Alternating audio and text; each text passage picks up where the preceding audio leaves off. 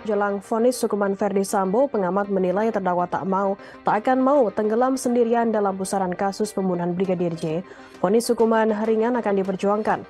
Hal itu disampaikan oleh Ketua Indonesia Police Watch IPW Sugeng Teguh Santoso dalam program Niluh Kompas TV pada Rabu 1 Februari. Sugeng menilai gerilya akan dilakukan terdakwa Verdi Sambo demi mendapatkan vonis hukuman lebih ringan. Ada beberapa orang di dalam institusi Polri yang tidak ingin adanya kegaduhan. Menurutnya, Sambo tak ingin tenggelam dalam vonis sendirian. Jika Verdi Sambo mengungkap kartu truf, maka akan terjadi kegaduhan di institusi Polri. Menurut Sugeng Teguh Santoso, saat ini ada kekuatan besar yang mencoba menghindarkan Verdi Sambo dari hukuman maksimal.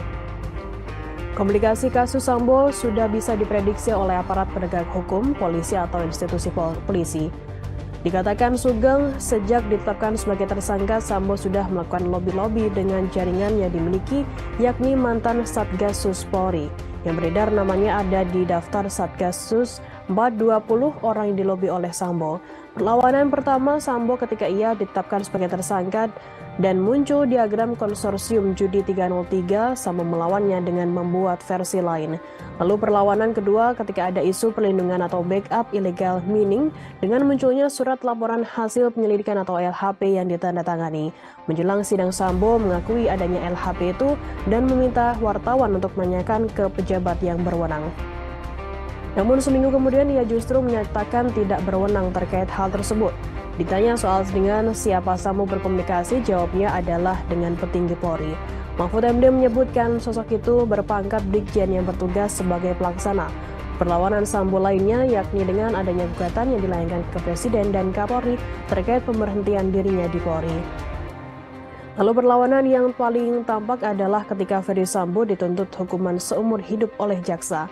Sugeng melihat tuntutan itu sebagai bukti berhasilnya tekanan yang diberikan oleh Verdi Sambo. Hal ini terlihat dari tidak adanya hal yang meringankan di tuntutan, namun Sambo hanya dituntut hukuman seumur hidup. Menurut Sugeng, masyarakat awam melihat tuntutan seperti ini akan berpendapat bahwa kalau tidak ada hal yang meringankan harusnya dihukum mati. Namun tidak demikian, menurut Sugeng, justru tidak adanya hal yang meringankan saja dihukum tuntutan seumur hidup.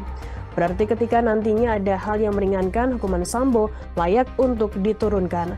Dari tuntutan ini, Sugeng melihat tanda-tanda jaksa memang sengaja memberikan ruang pada hakim untuk mengisi hal yang meringankan ini untuk kemudian menurunkan hukuman Sambo. Menurut Sugeng, hal itu membuktikan bahwa strategi yang dibuat oleh Verdi Sambo rumit. IPW membaca bahwa scene itu sudah sampai dan sudah terjadi komunikasi bahwa Sambo menginginkan dirinya tidak dihukum berat. Sugeng memperkirakan dengan segala gerilya yang dilakukan oleh Sambo, diprediksi vonisnya tidak akan maksimal alias bukan hukuman penjara seumur hidup maupun hukuman mati. Apalagi lanjut Sugeng dilihat dari tuntutan terdakwa lain seperti Putri Chandrawati, Kuat Ma'ruf, dan Riki Rizal ada disparitas yang sangat besar. Putri, Kuat, dan Riki hanya dituntut 8 tahun penjara.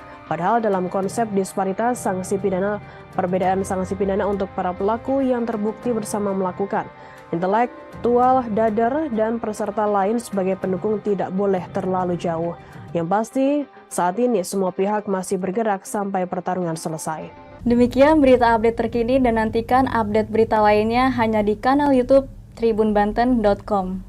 Jangan lupa subscribe, like, komen, dan share.